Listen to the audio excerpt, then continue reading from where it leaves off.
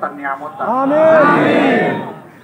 আজকে এসেছি এই শিশু সন্তানকে দেখার জন্য। এই সন্তানের মুখে যখন ভাষা পড়বে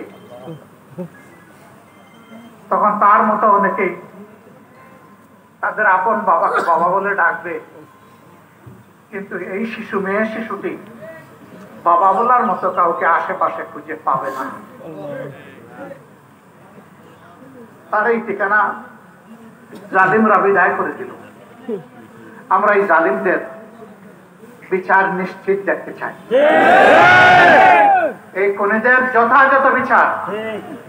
বাংলাদেশের পেনাল কোড যে শাস্তি নির্ধারণ করেছে, আমরা সেই সর্বোচ্চ শাস্তি দাবি করছি। গড়িমসি করে, টাইম ক্ষেপণ করে নয়, স্বল্পতম সময়ের ভিতরে খুনের পরিকল্পনাকারী, নির্দেশদাতা এবং বাস্তবায়নকারী তাদের সকলকে আমরা শাস্তির আওতায় দেখতে চাই।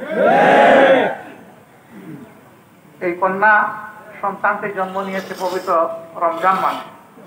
তারা এর নাম রেখেছেন রমজান। রমজান শব্দটি পার্সি শব্দ। কোরআনের ভাষা হচ্ছে সোম বা সিয়াম।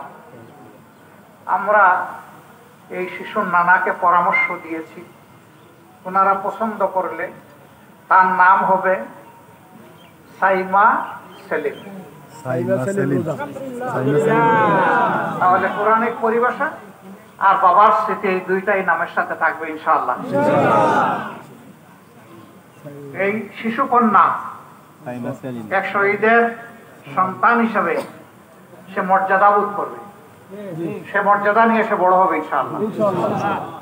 আমরা আজকে তাকে কুলে নিতে এসেছি, তাকে দোয়া করতে এসেছি। কি দোয়া করব? আমরা দোয়া করব তার বাবা যেমন অন্যায় এবং অসত্যের বিরুদ্ধে আপোষহীন সংগ্রাম করতে গিয়ে বুক চিতিয়ে দিয়ে নিজের জীবন জাতির জন্য বিসর্জন দিয়েছে, আল্লাহ যেন এই মেয়েটাকে এই জাতির খেদমতের জন্য উপযুক্ততা দিয়ে কবুল করে।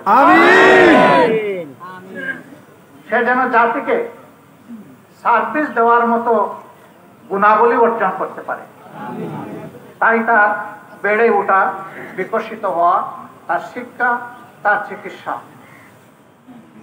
এখন তো তার পিতা নেই, আবার সুলতান সাহেবের একমাত্র সন্তান, আরেকটা ছেলে নেই যার মুখের দিকে তিনি তাকাবেন। তিনিও বৃদ্ধ বয়সে উপনীত হয়েছেন।